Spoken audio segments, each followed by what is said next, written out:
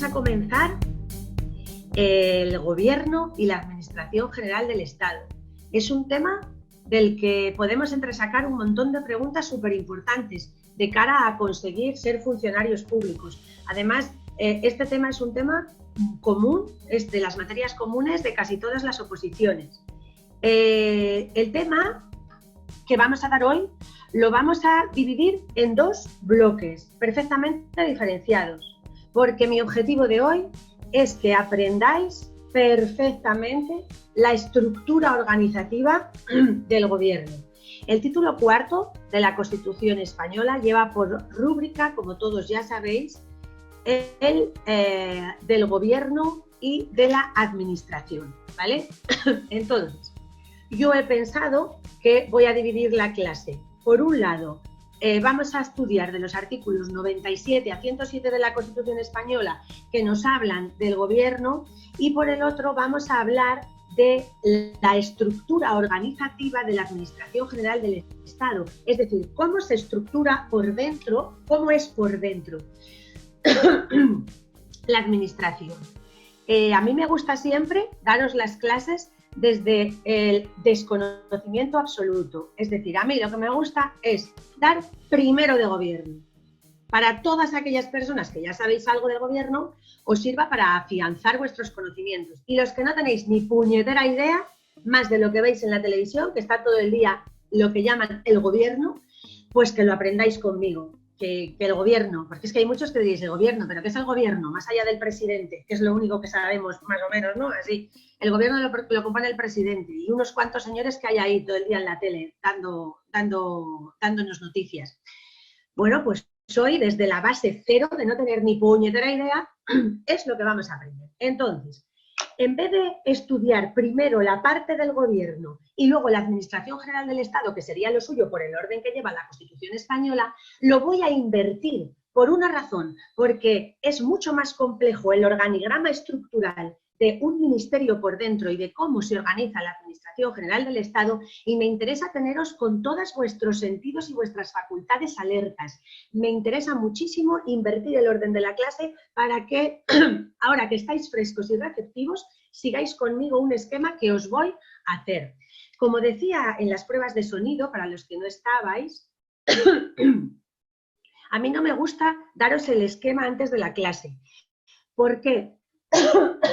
Perdón, porque me gusta que hagáis el esquema conmigo, para que estéis súper atentos. Si yo os doy el esquema hecho, estáis ahí respanchingados en vuestras sillas y vais escuchándome con el esquema hecho. Y no es lo mismo, ¿no? Para mi gusto hay que estar ahí, en la batalla, al pie del cañón, con todos vuestros sentidos puestos, siguiéndome cómo voy a hacer el esquema. Para eso voy a coger una hoja en blanco. Y como os decía, pues yo voy a coger distintos colorines, porque me apetece a mí, porque creo que es mejor para lo que vamos a hacer ahora. Si tenéis colorines, les usáis. Si no, no pasa absolutamente nada. Como os digo, una vez que pase esta clase, yo le voy a pasar mi esquema de colorines al equipo de maquetación, que os va a hacer unos esquemas súper claros, preciosos y perfectamente hechos, y os los va a subir a la plataforma, ¿vale? Con lo cual, el esquemilla que hagamos ahora a mano nos sirve para la clase, para ir aprendiéndolo, pero luego lo vais a tener precioso, que os lo van a poner mis compañeros. También quiero deciros, no os atoréis. Voy a ir repitiendo súper despacio este esquema mientras lo hago, y luego lo vamos a volver a repetir una vez hecho. Así que no os preocupéis si os perdéis, porque lo voy a volver a repetir todo, ¿vale? Vamos a ir súper despacito, pero si os perdéis, pues no os preocupéis, porque no me importa perder tiempo, y si hace falta repetirlo 3 veces en vez de 2, lo voy a hacer. Para mí, lo importante es que fijéis estos conceptos de los cuales os va a facilitar muchísimo el estudio de este tema. Bueno, entonces, lo primero que vamos a saber, para empezar a entender lo que es la... ¿qué ha pasado? ¿Estáis todos ahí? ¿Que se me ha ido la pantalla? ¿O es que he tocado yo algo? ¿Seguís todos ahí? Estamos viendo tu pantalla de administración. Sí, sí, no te preocupes. ¿Cómo mi pantalla de administración? Ah, ya. Yo no sé qué he tocado, que se me ha ido, chicos. ¿Para mostrarnos a ver cómo pintas? No, no sé lo que ha pasado. Esperad un momento, ¿eh?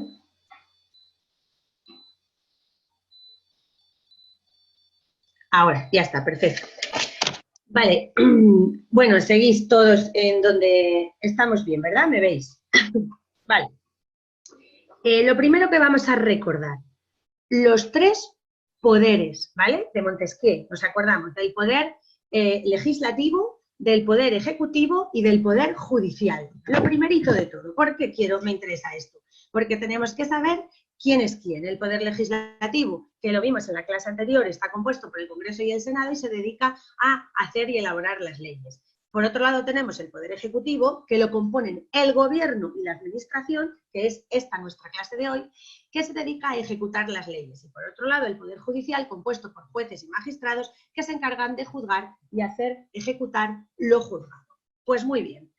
Una vez que ya hemos recordado quiénes son los protagonistas de esta historia, y que, como os he dejado claro, voy a invertir el orden de la clase para que entendáis fenomenal la estructura de la Administración General del Estado, vamos a empezar diciendo que la Constitución distingue, como os digo, entre el Gobierno y la Administración, y en el título cuarto encontramos esta regulación.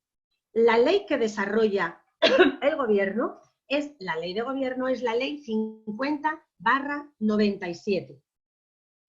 En esta ley vamos a encontrar cómo se organiza por dentro el gobierno. Todas esas personas que nosotros vemos, vamos a ver cómo se organizan en esta ley. Y además, la Administración General del Estado lo desarrolla la Ley de Régimen Jurídico del Sector Público, que es la Ley 40/2015. Entonces, legislación que vamos a manejar, la Constitución Española, por un lado, la Ley del Gobierno, que es la Ley 50/97, y la ley que desarrolla la Administración General del Estado, la estructura que lleva, que es la Ley de Régimen Jurídico del Sector Público, que es la Ley 40/2015. Pues bien, según esa ley, la Ley 40/2015, el Gobierno se descentraliza sus funciones en departamentos ministeriales. Y el objetivo de esta parte de la clase para mí es que sepamos quién hay dentro de un departamento ministerial. Pues vamos a ir a ello. Vamos a coger el folio y vamos a coger un color base. Yo, por ejemplo, pues voy a utilizar el azul. Y entonces lo primero que voy a hacer, todavía no hagáis nada vosotros, voy a dividir el folio así en 3.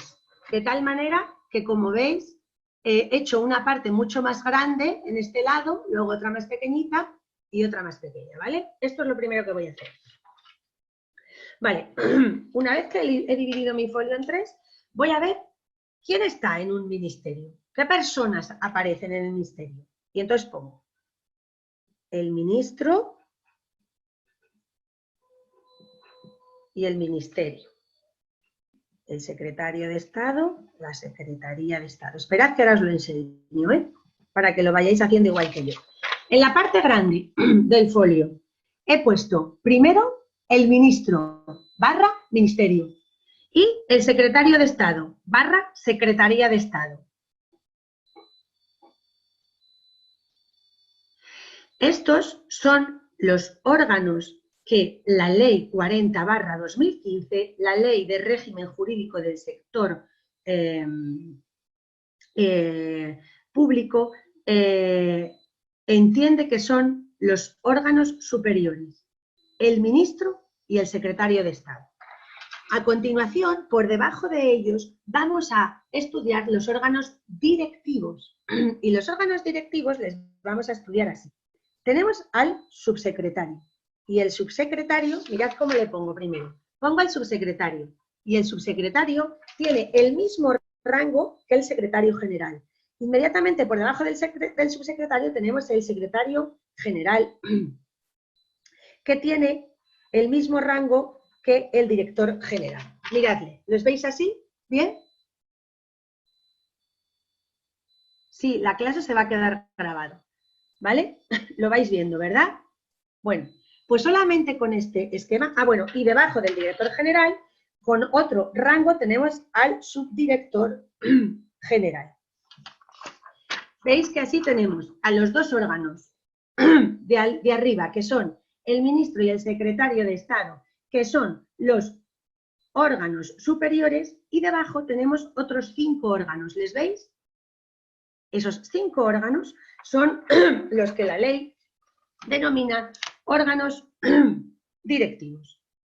Pues bien, ahora, y una vez que tenemos esto todo en el mismo color, que aquí ya hemos aprendido a responder una pregunta de test, porque estos dos son órganos directivos, les vamos a poner órganos superiores, lo vamos a poner así, órganos superiores y los 5 órganos directivos. ¿Veis? Yo me lo pongo así, ¿vale? Los dos de arriba, los órganos superiores, y los de abajo, los órganos directivos. Pero es que además vamos a tener otra pregunta de test solo con esto. Solo con esto tenemos otra pregunta de test. Porque la ley dice además que serán altos cargos todos estos órganos, excepto el subdirector general. Es decir, otro apartadito aquí para aprender otra pregunta de test. Alto cargo. ¿Lo veis? Yo he cogido desde arriba hasta el subdirector general altos cargos, porque el subdirector general ya no es alto cargo, ¿vale? Solamente con este esquemita así, de sencillo, ya hemos respondido 3 preguntas de test. ¿Quiénes son los órganos superiores? ¿Quiénes son los órganos directivos? ¿Y quiénes son los altos cargos? Fijaros qué sencillo. Vamos a seguir respondiendo preguntas de test. Porque ahora lo que queremos saber en este esquemilla tan sencillo es ¿quién crea a estos órganos? ¿Quién les nombra? ¿Quién los crea? Pues vamos a distinguir que no es lo mismo crear el órgano que el titular del órgano. No es lo mismo crear un ministerio que nombrar al ministro. No es lo mismo crear una Secretaría de Estado que nombrar al secretario de Estado. Vamos a ello. No penséis que es un lío, porque la primera vez que lo vais a ver, claro que es un lío, pero os aseguro que la segunda y la tercera os lo vais a aprender genial. No os asustéis, ¿vale? Que veo aquí que Diana dice, ¿qué lío? No, ya lo verás, ya os he advertido al inicio de la clase. Paciencia, vamos a hacer el esquemita. Lo vamos a repasar y si hace falta lo volvemos a repasar, pero ya veréis lo bien que lo vais a entender. Como digo, con este breve esquema hemos aprendido quiénes son los órganos superiores, que son el ministro y el secretario de Estado, y quiénes son los órganos directivos, que son los 5 que están por debajo. Y en la misma escala jerárquica tenemos al secretario general y al subdirector, al director general y al secretario general técnico. Y por debajo está el subdirector general, ¿vale? Todos son altos cargos, excepto el subdirector general. Ya está, primer paso. Ahora vamos a aprender quién nombra y quién crea. Y vamos a empezar sabiendo quién crea un ministerio. Pues eso creo que todos lo sabéis. Y si no lo sabéis, no pasa nada, porque nadie nace aprendido. ¿Sabéis quién crea un ministerio? Pues el presidente del gobierno. No escribáis nada, primero escribo yo. ¿Cómo lo crea el presidente del gobierno? Por Real Decreto. Real Decreto del presidente del gobierno. ¿Veis? Así lo voy poniendo yo con otro color. El ministerio se crea por Real Decreto del presidente del gobierno. Sin embargo, al ministro, ¿quién lo nombra? El ministro es una prerrogativa constitucional del rey, que ya lo tenemos que saber. Entonces, al ministro lo nombra el rey a propuesta del presidente del gobierno. Me lo pongo en mi esquemita. ¿Lo veis? Encima del ministro pongo que lo nombra el rey a propuesta del gobierno. El ministro. Sin embargo, el ministerio lo crea por Real Decreto el presidente del gobierno. Ya tenemos otra pregunta de test aprendida, fijaros qué bien. O vamos a seguir bajando, porque también son órganos, hemos dicho, superiores en la Secretaría de Estado. Y en nuestro esquemita nos hemos puesto por un lado el secretario de Estado y por otro la Secretaría de Estado. ¿Quién crea una Secretaría de Estado? La Secretaría de Estado se nombra igual que el Ministerio, por Real Decreto del presidente del gobierno, ¿vale? Lo mismo. Y el secretario de Estado se crea por Real Decreto, se nombra, perdón, por Real Decreto del Consejo de Ministros. Os lo vais poniendo encima con otro color, ¿vale? Ya veis que aquí parece un poco todo tal, pero luego os lo van a poner bonito y esto lo quiero que lo hagáis para que lo vayáis haciendo conmigo y lo vayáis aprendiendo. Repito, no es lo mismo quién crea un órgano que quién nombra al titular del órgano. Con el esquema, un ministerio es creado por Real Decreto del por Real Decreto del presidente del gobierno, mientras que a un ministro, que es el titular del ministerio, lo va a nombrar el rey a propuesta del presidente del gobierno. La Secretaría de Estado se crea por Real Decreto del presidente del gobierno, mientras que el secretario de Estado, que es el titular de la secretaría, se va a nombrar por Real Decreto del Consejo de Ministros, ¿vale?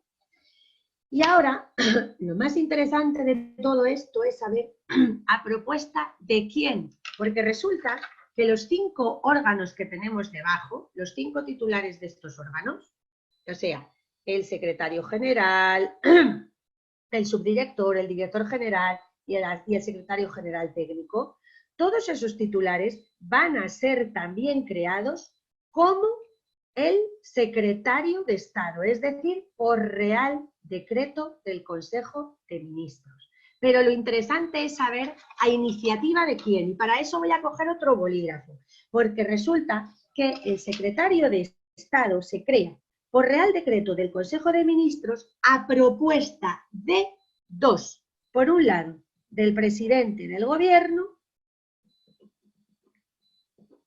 y del ministro. ¿Veis? Y ahora lo he puesto en rojo. El secretario de Estado será nombrado por Real Decreto del Consejo de Ministros a propuesta del presidente del gobierno y del ministro. Los 2 órganos que tenemos abajo del secretario de Estado, es decir, el secretario general y el director general, serán nombrados de la misma manera, es decir, por Real Decreto del Consejo de Ministros a iniciativa del presidente del gobierno o del ministro. Y ahora lo voy a poner aquí con mi boli rojo.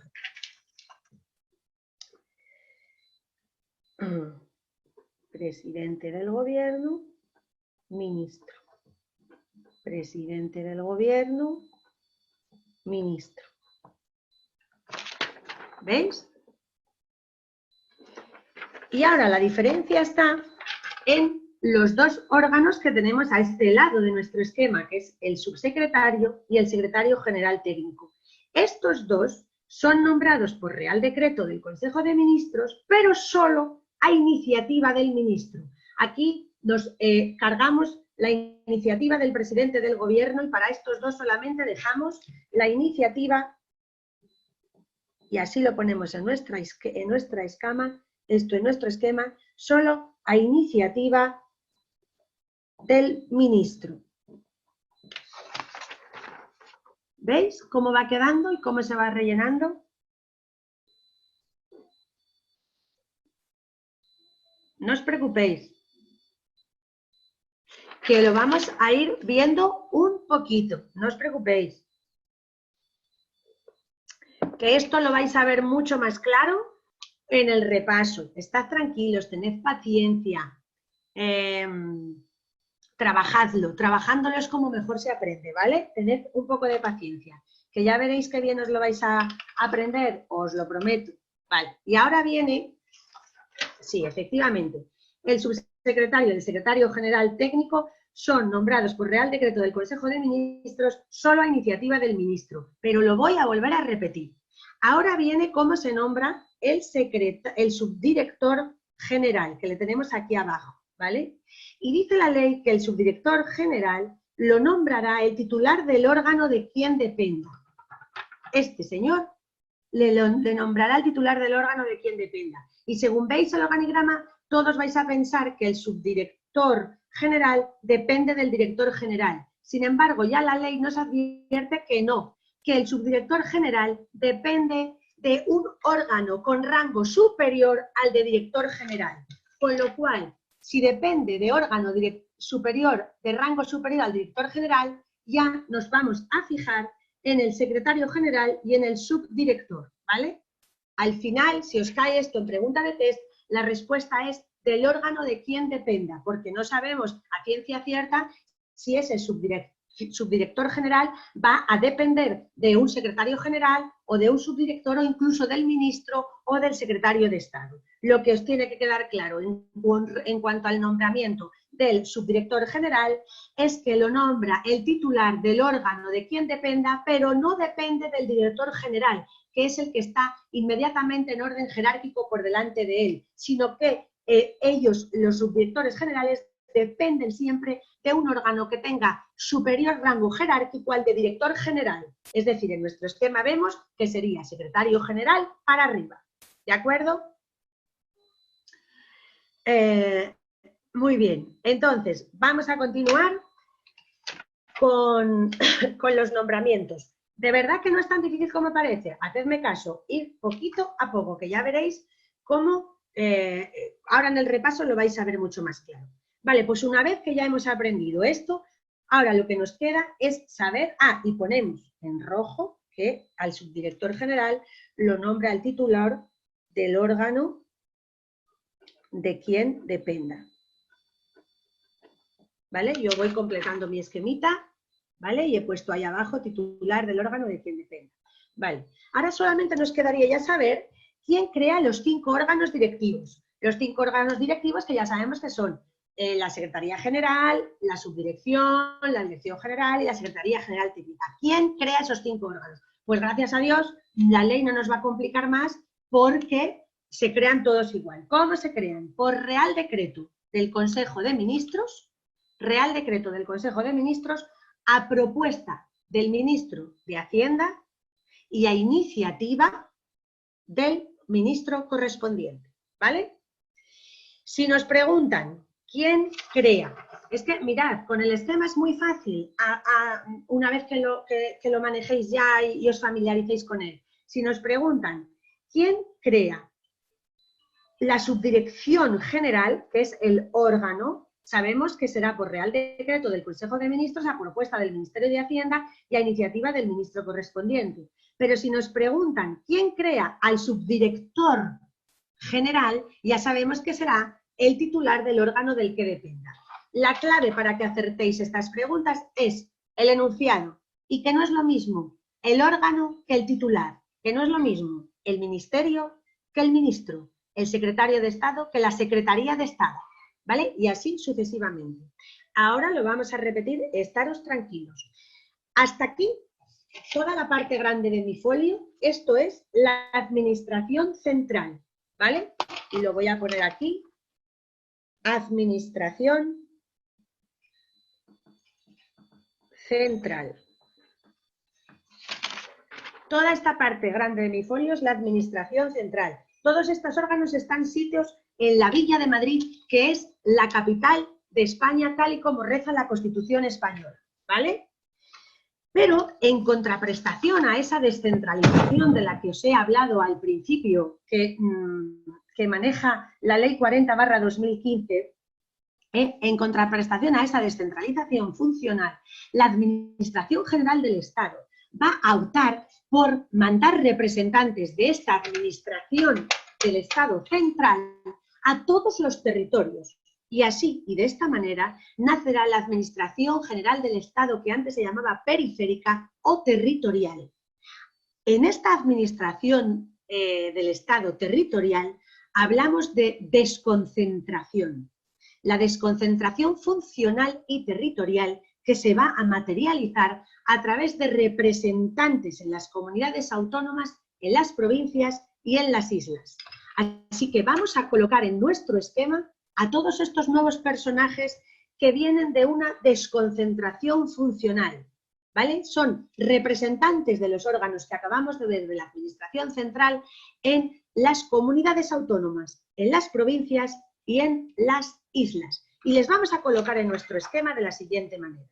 ¿Por qué? Porque en las comunidades autónomas... Ay, que ahora se me ha perdido el azul. Ah, no, lo tengo aquí. En las comunidades autónomas se van a llamar delegados del gobierno. Y los delegados del gobierno van a tener el mismo rango que los subdirectores y los secretarios generales. Delegado del gobierno. Le voy a colocar en mi esquema. Y en las provincias, en algunas, no en todas, habrá subdelegado del gobierno que tendrá el mismo rango que el subdirector general. Subdelegado del gobierno. Ahora lo vemos. ¿Lo veis en mi esquema? ¿Lo veis? Que le coloco en el mismo rango al uno que al otro, ¿vale? Coloco en el mismo rango al delegado del gobierno que al secretario general y al subdirector. Y al subdelegado del gobierno en el rango de el subdirector general. ¿De acuerdo?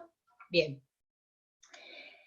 En las islas, estos señores que vienen de esta desconcentración funcional, en las islas se van a llamar o bien cabildo, si hablamos de Canarias, o bien Consejo Insular, si hablamos de las Baleares. La ley no nos especifica en concreto qué grado dentro del organigrama que estamos estudiando tienen el cabildo y el Consejo Insular, pero no se puede equiparar jerárquicamente a ninguno de los órganos centrales. Como la ley no nos lo especifica, si nos preguntaran sobre ello, la respuesta correcta sería que la ley no nos especifica jerárquicamente qué rango ocupan. ¿De acuerdo?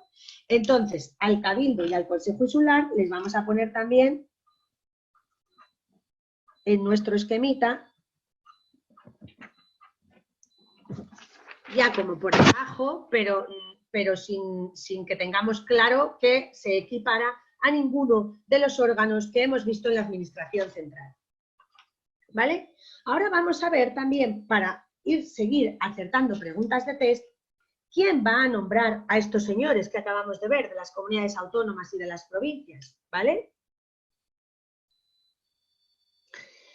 Pues muy bien, pues vamos a ver, al delegado del gobierno, y lo voy a poner en rojo, se va a nombrar por Real Decreto del Consejo de Ministros, solo a propuesta del presidente. Y me lo pongo en mi esquemita, ahí en rojo. El delegado del gobierno se va a nombrar por Real Decreto del Consejo de Ministros solo a propuesta del presidente. Y el subdelegado del gobierno por resolución, este es muy facilito, por resolución del delegado del gobierno. ¿Vale? No os liéis con los representantes de las islas, del Cabildo y del Consejo Insular, porque la ley no nos especifica más al respecto. Vale, y por último, esto que acabamos de estudiar, que es esta parte del organigrama, correspondía a la administración territorial, que como os he explicado, viene de una desconcentración funcional y se materializa a través de estos representantes de todos estos órganos que se llevan a las comunidades autónomas, a las provincias y a las islas. Y por último, en esta parte del folio tenemos la administración exterior. Y en la administración exterior, ¿a quién se os ocurre que tenemos que meter? A los embajadores. ¿Vale? Estos señores embajadores son los representantes, estos señores embajadores que están ya en la administración exterior son los señores que representan a la administración central en el exterior. La ley tampoco especifica a qué nivel están, así que los embajadores les coloco ahí en el medio porque no tienen un rango especificado en la ley. Hasta aquí el organigrama. Ahora que le tenéis hecho, le voy a repasar. Y cuanto más os... no, porque la ley, Ángel, la ley no nos lo especifica. Lo que me preguntas de la embajada y el embajador. Todo lo que vosotros queréis. Bueno, una cosa que os tengo que decir. En el tema que os facilita la plataforma, que está genial desarrollado, vosotros, además de esto que os vais a estudiar conmigo y que os va a quedar mucho más claro de lo que a priori pensáis, os tenéis que estudiar un poquito las funciones de cada órgano, ¿vale? Lo más importante es que os estudiéis las funciones del presidente del gobierno y de los ministros, del Consejo de Ministros, ¿vale? Estudiaros un poquito las primeras frases que van diciendo de cada uno de los órganos. Tampoco os liéis con las funciones, porque las que siempre caen son las del presidente, vicepresidente, los ministros, el Consejo.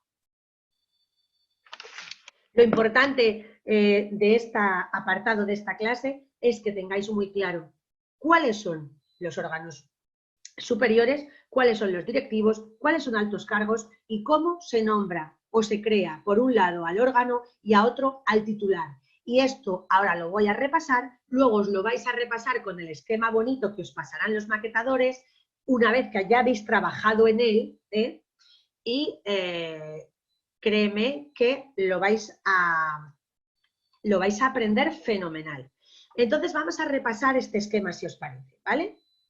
Y este esquema le hemos empezado diciendo que vamos a estudiar a través de la ley 40/2015 cómo se descentraliza el gobierno. Y vamos a acudir al artículo 57 de esta ley, de la ley 40/2015, para que nos diga qué personas componen un departamento ministerial.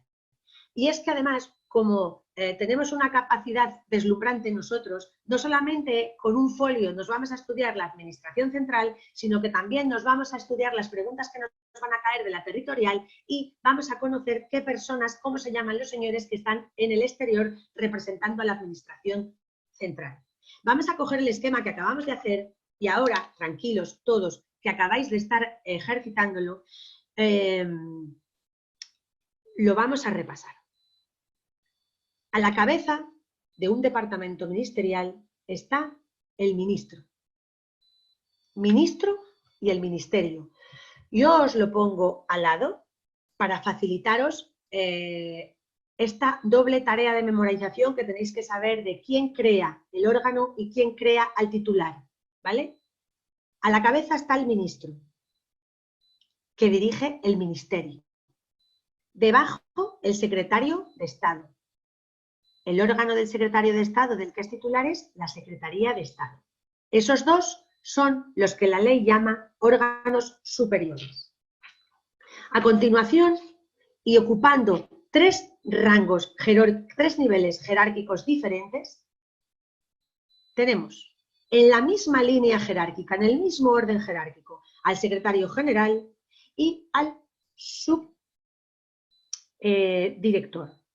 Por debajo tenemos al director general y al secretario general técnico, y siempre con sus órganos correspondientes. Y ocupando el tercer rango jerárquico, por debajo de ellos está el subdirector general. ¿Bien? Pues continuamos.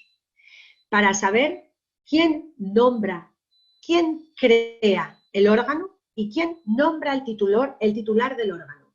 ¿Quién crea el ministerio? Que estamos estudiando, no nos olvidemos, un departamento ministerial. La cúspide, el ministerio, lo que entendemos por el Ministerio de Cultura. ¿Quién lo crea? El presidente, por real decreto. El ministerio se crea por real decreto del presidente del gobierno. ¿Quién nombra al ministro titular de ese ministerio? Es una prerrogativa real. El rey a propuesta del gobierno. Vamos a seguir bajando en nuestro esquemita. La Secretaría de Estado. ¿Quién crea la Secretaría de Estado? El que manda, el presidente del gobierno, por real decreto. ¿Quién nombra al titular de esa secretaría? que se llama secretario de Estado. El Real Decreto del Consejo de Ministros. Bien. Por Real Decreto del Consejo de Ministros se nombra el secretario de Estado. Y por Real Decreto del Consejo de Ministros se nombran los 5 órganos que la ley llama órganos directivos.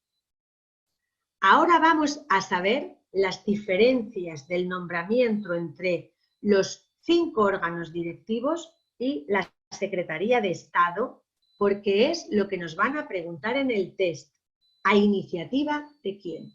Ya sabemos que tanto el secretario de Estado como los titulares de los 5 órganos directivos van a ser nombrados por Real Decreto del Consejo de Ministros. ¿Vale? Esto ya lo tenemos todo súper claro. Vamos a ver a iniciativa de qué. Muy fácil. El secretario de Estado a iniciativa del presidente del Gobierno y del ministro.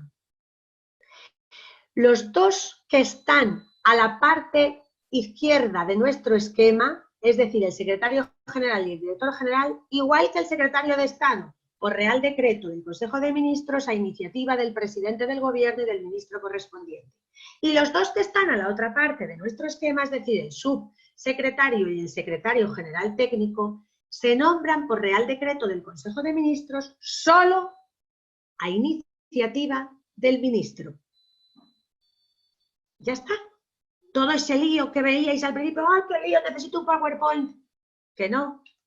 Que lo que hay que hacer es prestar atención con vuestros 5 sentidos.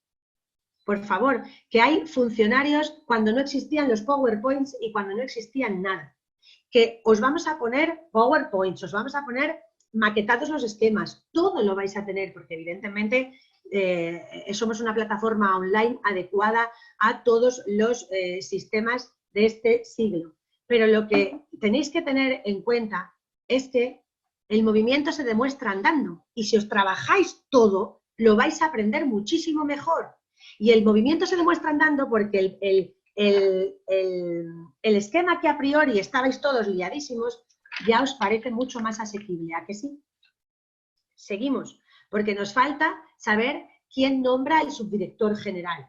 El subdirector general, que es de los 5 órganos directivos, el que está más abajo de todo jerárquicamente, dice la ley que será nombrado por el titular del órgano del que dependa. ¡Ojo! El subdirector general, que nuestra cabeza nos va a llevar a pensar que depende del director general, porque es su inmediato superior jerárquico, dice la ley que no depende de él, sino que depende de órganos jerárquicamente superiores al director general, que si nos fijamos en nuestro esquema, por encima del director general está el secretario general, el subsecretario, el secretario de Estado y el ministro. Y para finalizar, ¿quién crea los 5 órganos directivos? No los titulares, que es lo que acabamos de ver, sino los 5 órganos directivos. Todos se crean igual, gracias a Dios, para no complicarnos más el esquema. Todos se van a crear por Real Decreto del Consejo de Ministros a propuesta del ministro de Hacienda, a iniciativa del ministro correspondiente. ¿Ya está? Ya está. O sea, una cosa que tiene 60 hojas, de 60 folios y 800 telares, ya está resumido, ya está. Aunque hayamos tardado 40 minutos, no pasa nada, ¿vale? Entonces, toda esta gente que os acabo de presentar, todas estas personas con sus títulos, que os acabo de explicar cómo se nombran, todas estas personas tienen que tener representantes en la administración territorial. La administración territorial está compuesta por las comunidades autónomas, las provincias y las islas.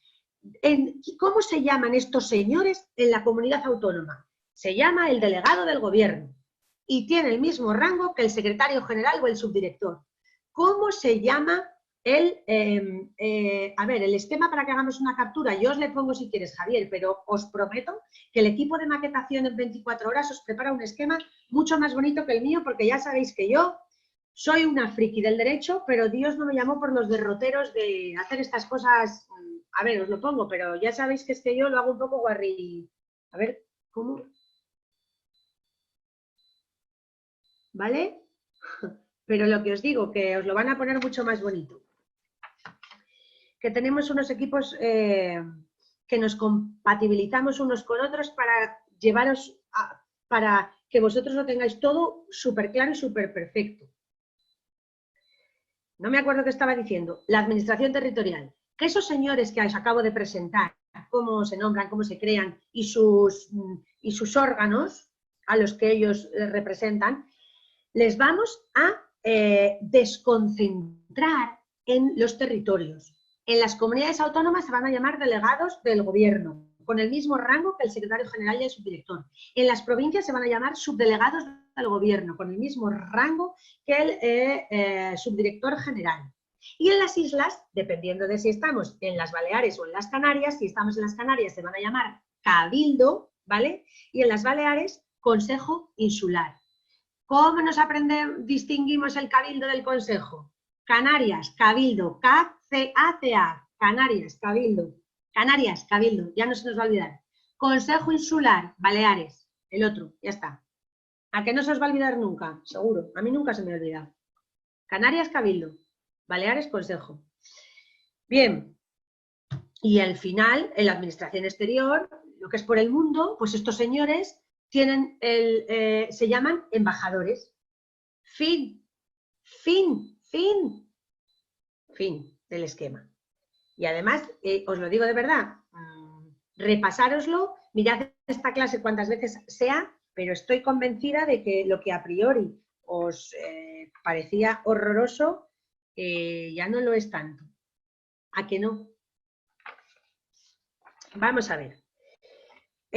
Ahora nos vamos a ocupar en estos 10 minutos que nos quedan, porque los otros 5 les quiero para el test, nos vamos a ocupar de la parte del gobierno, que está en los artículos de la Constitución del 97 al 102, ¿vale? Porque el resto de artículos, hasta el siguiente título, la Constitución lo va a dedicar a los principios con los que actúa la administración pública, las Fuerzas Armadas, etc. Vale. Dentro del gobierno, ahora nos relajamos un poco, ¿vale? Porque esto es muchísimo más fácil de entender. Nos vamos a relajar un poquito y vamos a ver, ¿quién compone el gobierno? ¿Quién lo compone? ¿Quiénes son el gobierno? Pues esto nos lo va a decir el artículo 98. Porque el artículo 90 bueno, para empezar, perdón, vamos a empezar por el artículo 97, que empieza con las funciones del gobierno. Las funciones del gobierno. Utiliza dos verbos el artículo 97. Dirige y ejerce, ¿vale? Esto sí que es pregunta de test, las funciones del gobierno. Que no las tenéis que confundir. El artículo 97 que te dice las funciones del gobierno, no hay que confundirlas con las funciones del presidente del gobierno, con las del Consejo de Ministros, ¿vale? Eso es muy sencillo, lo tenéis estructurado en el tema maravillosamente. No os preocupéis porque no es lioso. El artículo 97 de la Constitución nos dice las funciones del gobierno con dos verbos, las que dirige y las que ejerce. El gobierno dirige la política interior y exterior, la administración civil y militar y la defensa del Estado, ¿vale? La política, la administración civil y militar y la defensa del Estado. Y ejerce la función ejecutiva.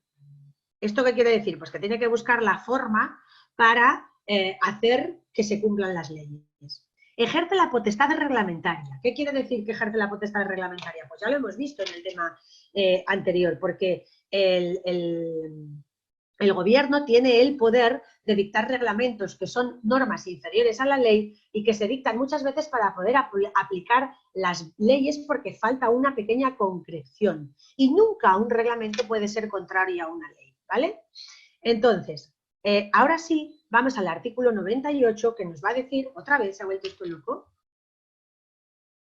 A ver, ¿me estáis viendo todos? Vemos un fuero blanco. Ya. No sé qué ha pasado aquí atrás. Ah, vale, ya está.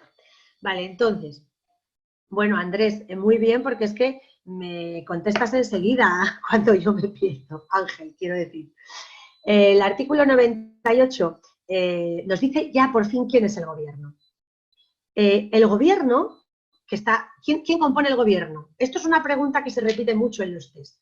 El presidente, los vicepresidentes el vicepresidente en su caso, los ministros y aquellos otros miembros que determine la ley. Deja un poco abierto a la ley de desarrollo, la ley del gobierno, que ya hemos estudiado cuál es, la composición del gobierno, por si además del presidente, el vicepresidente en su caso y los ministros quieran nombrar a más personas, ¿vale? Aquí el que manda es el presidente, que es el que dirige la acción del gobierno y el que coordina al resto de miembros del gobierno. Eso que nos quede claro. Sin perjuicio de la responsabilidad directa que tienen todos los miembros del gobierno en el ejercicio de su cargo, por supuesto. Si seguimos avanzando en el artículo 98, la ley, la Constitución, nos va a hacer referencia a las incompatibilidades de los miembros del gobierno. Pues mire usted, los miembros del gobierno se tienen que dedicar a ejercer las funciones de su cargo. Y la única compatibilidad que tienen los miembros del gobierno es el mandato representativo, que podrían ser diputados o senadores. Pero para que a vosotros no os liéis, quedaros con que el del gobierno ya tiene bastante con ser miembro del gobierno y con lo que cobra como para ejercer más funciones. Pues ya está. El artículo 99 de la Constitución española, como todos ya sabéis, nos lleva a la investidura del presidente. Y yo os voy a contar de una manera súper sencilla cómo aparece un señor presidente del gobierno a mandar en todo el Estado. Ya os lo digo, me gusta pensar que no tenéis ni puñetera idea de nada. Sí, los que ya sabéis lo reportáis y los que no lo aprendéis hoy. Pues ya os dije en la anterior clase que cada 4 años se celebran elecciones generales, elecciones por sufragio universal, libre, igual, directo y secreto. ¿Os acordáis? Que os lo conté. Pues de allí se componen las cámaras, el Congreso y el Senado. ¿A que sí os acordáis? Sí, porque estuvisteis muy atentos. Pues de esas elecciones, de las que se componen las cámaras, se forman el Congreso y el Senado, resulta que a propuesta del rey se va a proponer un candidato a la presidencia del gobierno. ¿Y cómo se hace esto? Pues muy fácil. El rey se reúne con los representantes de los grupos parlamentarios y propone a un candidato. Ese candidato se va al Congreso con su programa político, dice: hola, buenos días, aquí estoy yo, he sido propuesto por el rey y vengo a que me otorguéis la confianza, señores del Congreso. ¿Cómo se obtiene esa confianza? Hay 2 votaciones.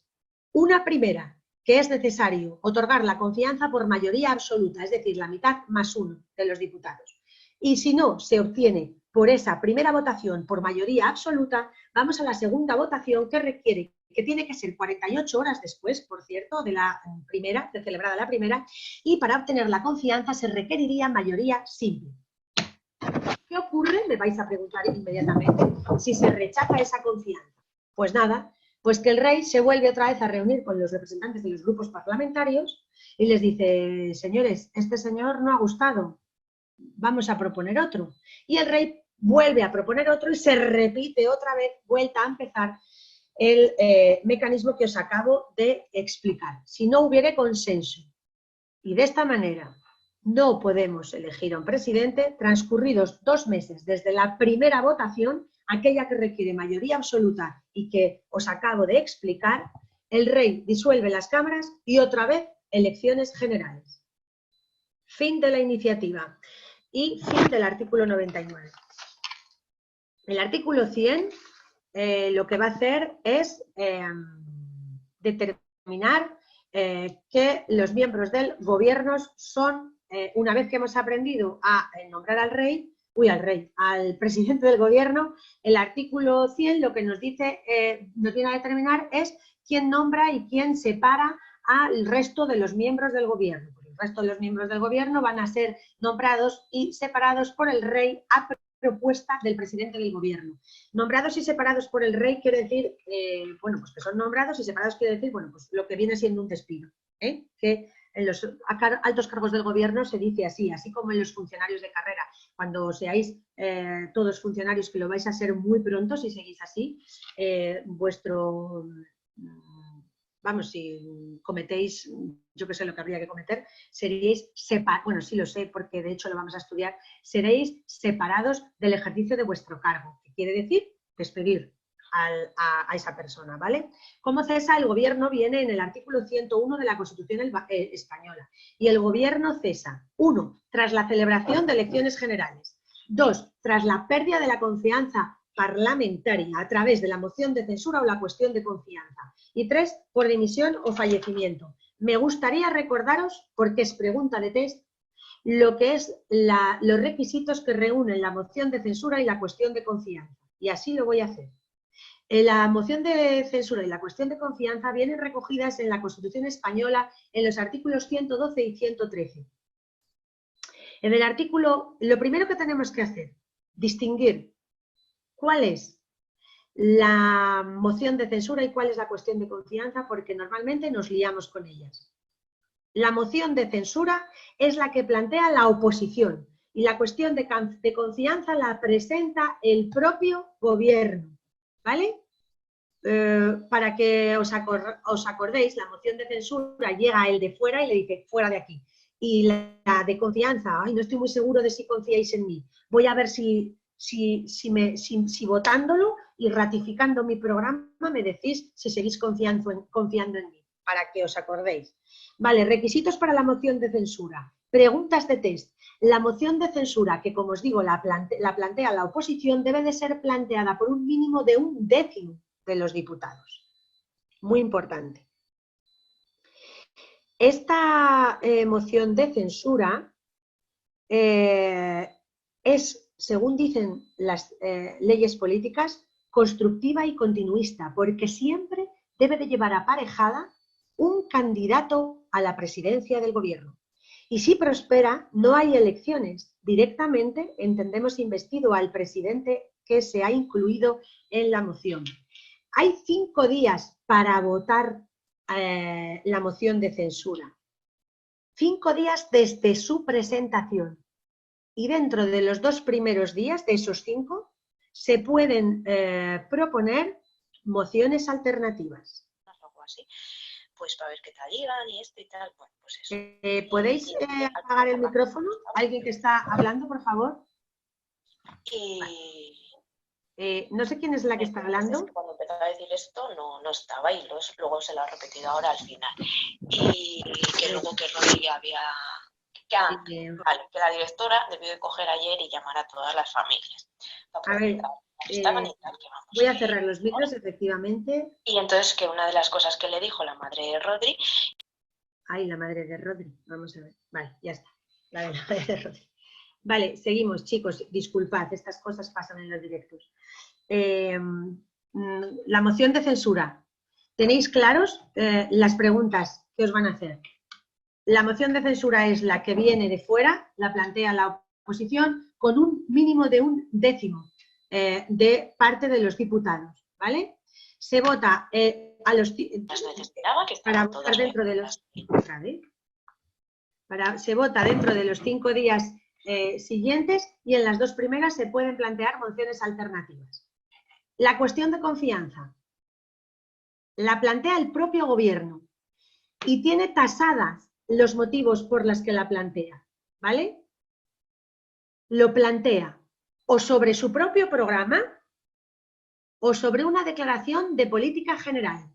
Fin, no se puede presentar más cuestiones de confianza y se requiere la mayoría simple.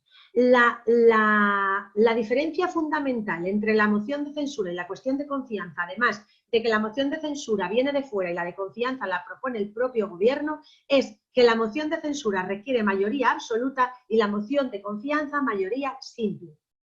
Moción de censura, mayoría absoluta. Cuestión de confianza. Basta, la confianza se entiende otorgada cuando vota a su favor la mayoría simple de los diputados. Vale. Os he venido a desarrollar estos conceptos a colación de las causas de cese del gobierno, que os decía que pero la moción de censura no puede votarse hasta pasados 5 días desde su presentación. No es que se vota dentro de esos días. Sí, Diana, no sé si siento si os lo he dicho de otra manera, efectivamente. Se vota a los 5 días desde su presentación y dentro de los 2 primeros días de esos 5 días es cuando se pueden presentar mociones alternativas. ¿Queda claro? Vale. Os he hablado de esto a propósito de las causas de cese del gobierno. que son la celebración de elecciones generales, la pérdida de confianza parlamentaria que se lleva a cabo a través de, como acabamos de ver, la moción de censura o la cuestión de confianza, y la dimisión o fallecimiento del presidente del gobierno. A continuación, la Constitución española, en el artículo 102, hace referente a el aforamiento. Pregunta de test, muy importante. ¿Qué pasa si el gobierno, si el presidente o cualquiera de sus miembros comete una infracción delictiva? ¿Qué ocurre si cometen un delito? ¿Quién les juzga? ¿Cualquier tribunal? ¿El del domicilio de su...? Porque si cualquiera de nosotros cometemos un ilícito, nos va a juzgar, depende del delito, el tribunal nos instruirá la causa, el juzgado de instrucción de nuestro domicilio, y después se juzgará en el juzgado penal que corresponda, pero en los miembros del gobierno no va a pasar así. En los miembros del gobierno van a acudir siempre y exclusivamente a la sala de lo penal del Tribunal Supremo. La responsabilidad de los miembros del gobierno, y esto es pregunta de test, por favor, a la sala de lo penal del Tribunal Supremo, ¿vale? Y dice la Constitución, además, que si la responsabilidad criminal fuera por traición o por delitos contra la seguridad del Estado, solo puede plantear la acusación una cuarta parte del Congreso, y si alcanza la mayoría absoluta, serían entonces acusados formalmente ante el Tribunal Supremo. ¿Habéis entendido esto último? Os lo explico. Quiere decir la Constitución que para que los miembros del gobierno puedan ser llevados ante la sala de lo penal del Tribunal Supremo cuando sea con ocasión de delitos de traición o contra la seguridad del Estado, es necesario que previamente voten por mayoría absoluta una cuarta parte de los miembros del Congreso, y si alcanzan esa mayoría serán acusados formalmente ante el Tribunal Supremo. Vale. Vamos a finalizar haciendo referencia a los artículos 103 a 106, que ya lo que nos vienen a hablar. El artículo 103 habla de que los principios que deben de servir a la Administración General del Estado. Eso lo leéis en la Constitución, que viene perfectamente explicado, porque habla de los principios de descentralización y desconcentración, que son los que más os podrían costar entender, pero ya lo hemos aprendido en el esquema de la Administración General del Estado, en lo que es la desconcentración y la descentralización, principios que deben guiar siempre el funcionamiento de la Administración General del Estado, juntos con los que propone también el artículo 103. El artículo 104 hace referencia a las Fuerzas Armadas, que serán siempre reguladas por ley orgánica. El artículo 105 hace referencia a la participación ciudadana, porque siempre que se vaya a dictar un reglamento que afecte a los ciudadanos, debe el gobierno escuchar a los ciudadanos sus ideas, siempre que esos reglamentos sean referidos a un tema que les pueda afectar. Además, los ciudadanos tenemos derecho siempre a tener acceso a los archivos y registros, siempre y cuando no se trate de temas de seguridad y defensa del Estado o de averiguación de delitos o contra la intimidad de las personas. Todo esto viene en el artículo 105 de la Constitución española. Y por último, quiero que tengáis muy en cuenta que todos los procedimientos administrativos que se llevan a cabo, o yo que sé, para pedir una subvención, para poder acceder un niño a un colegio público, todos los requisitos que tengan que ver con la Administración General del Estado tienen su control a través de los tribunales contenciosos administrativos, y ello viene regulado en el artículo 106 de la Constitución española. Hasta aquí esta clase de contenidos sobre el Gobierno y la Administración General del Estado, que espero que, como siempre, haya sido muy útil para vosotros. Ahora, si os parece, vamos a hacer un test de 6 preguntas para comprobar, como siempre, y relajarnos un poco, lo atentos que habéis estado y todo lo que habéis entendido, ¿vale? Pues vamos a ver si encuentro las preguntas que os había preparado. Ya las tengo aquí. Antes de terminar la exposición del Gobierno y de la Administración, me gustaría contaros, no sé si hay aquí alguien de Zaragoza entre los presentes, pero antiguamente, hace unos 60 años, en Radio Zaragoza salía un anuncio que decía: refrán del día, cada día un refrán. Una breve lección arrancada a la esencia popular. Hoy viene muy a cuento nombrar este refrán: no hay mesa sin pan, ni ejército sin capitán. Os lo digo porque hemos tratado el tema del gobierno. Hemos hablado de quién compone el gobierno. Sabemos que si no hay un presidente del gobierno que dirija toda esta función, al igual que en el ejército los hombres armados necesitan de una persona que les dirija y de un consejo que pueda llevar a cabo todas las dotaciones que tienen, los civiles, los hombres, los desarmados, también necesitamos alguien que nos dirija y un conjunto de miembros que lleven a cabo todas las actuaciones que será el Consejo de Ministros. Vamos con el texto. Pregunta primera. Según el artículo 98, el gobierno lo componen: A, en todo caso, el presidente y el vicepresidente. B, en todo caso, el presidente, el vicepresidente y los ministros. C, en todo caso, el presidente, el vicepresidente y los demás miembros que la ley determine. D, el presidente, el vicepresidente en su caso, los ministros y los demás miembros que determine la ley. Perfecto, chicos. La respuesta correcta es la D, porque así lo dice el artículo 98 de la Constitución. Pregunta 2. ¿Qué mayoría necesita el candidato propuesto por el rey para convertirse en presidente del gobierno? A, mayoría simple del Congreso en primera votación. B, mayoría absoluta del Congreso en segunda votación. C, mayoría absoluta del Congreso en primera votación. D, no necesita votación del Congreso. Es suficiente con que la proponga el rey. Muy bien. La respuesta correcta, como todos habéis puesto por unanimidad, es la C, mayoría absoluta del Congreso en primera votación. Tercera pregunta.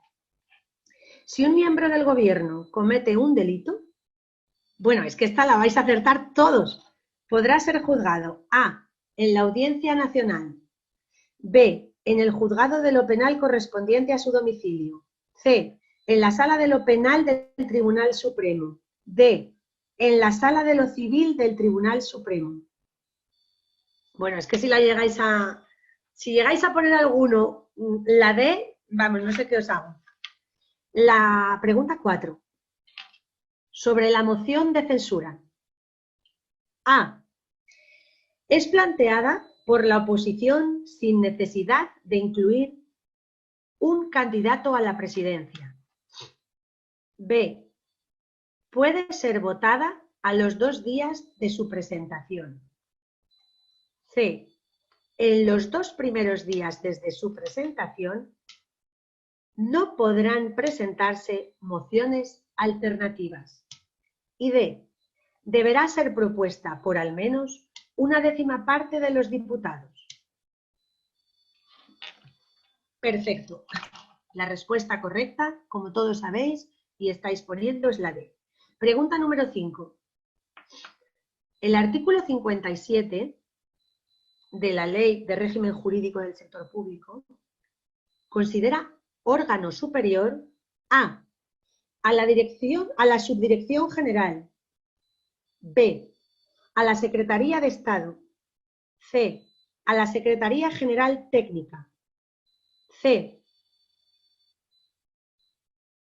a la Dirección General. Repito la pregunta. El artículo 57 considera órgano superior a la Subdirección General; B, a la Secretaría de Estado; C, a la Secretaría General Técnica; D, a la Dirección General. Correcto. La respuesta correcta es la Secretaría de Estado. Los órganos superiores, según el artículo 57, como hoy hemos estudiado, son el Ministerio, con su ministro a la cabeza siendo el titular, y la Secretaría de Estado, con el secretario de Estado a la cabeza siendo su titular. Y última pregunta, chicos. ¿Cómo se nombra un secretario general técnico? A, por Real Decreto del Presidente del Gobierno. B, el Rey a propuesta del Ministro. C, por Real Decreto del Consejo de Ministros a propuesta del Presidente del Gobierno o del Ministro. D, por Real Decreto del Consejo de Ministros a iniciativa del Ministro. La respuesta correcta es Real Decreto del Consejo de Ministros a iniciativa del Ministro. Efectivamente, es la D. Bueno, ¿cómo os habéis quedado con esta clase? Llena, súper llena de preguntas de test, súper llena de contenido y súper llena de motivación para vosotros. Porque yo no sé vosotros, pero yo cuando acierto una pregunta me vengo arriba y ya el siguiente enunciado lo leo como con mucha alegría. Y de eso se trata, de que os vayáis viniendo arriba según vais estudiando. ¿Por qué? Porque si yo cojo el tema de la Administración General del Estado y veo 20 folios ahí, que al final es la ley, que es así, que es que nos lo tenemos que estudiar, pero pues es que sinceramente yo me desmoralizo. Sin embargo, si voy haciéndolo poquito a poquito, pues me voy viniendo arriba y digo, ahí va, pero que esto lo entiendo, ahí va, pero que esto también. Y me ha acabado el tema y lo he entendido. Pues de eso se trata, chicos, de eso se trata. El esquema, no os preocupéis, el equipo de maquetación os lo va a poner súper bonito, pero a mí me gusta que trabajéis conmigo en los esquemas. En mis clases yo no os les voy a dar nunca, por mucho que a vosotros os guste, porque a mí me gusta que hagáis el esquema conmigo para que estéis mucho más atentos a lo que os estoy diciendo y para que vosotros mismos vayáis construyendo el orden jerárquico, ¿vale? Muchísimas gracias a todos, como siempre. Estoy muy contenta porque por vuestros comentarios siempre veo que os estoy ayudando y yo lo que quiero es que os convirtáis en funcionarios públicos. Estudiad y repasad. Nos vemos en la siguiente clase, chicos.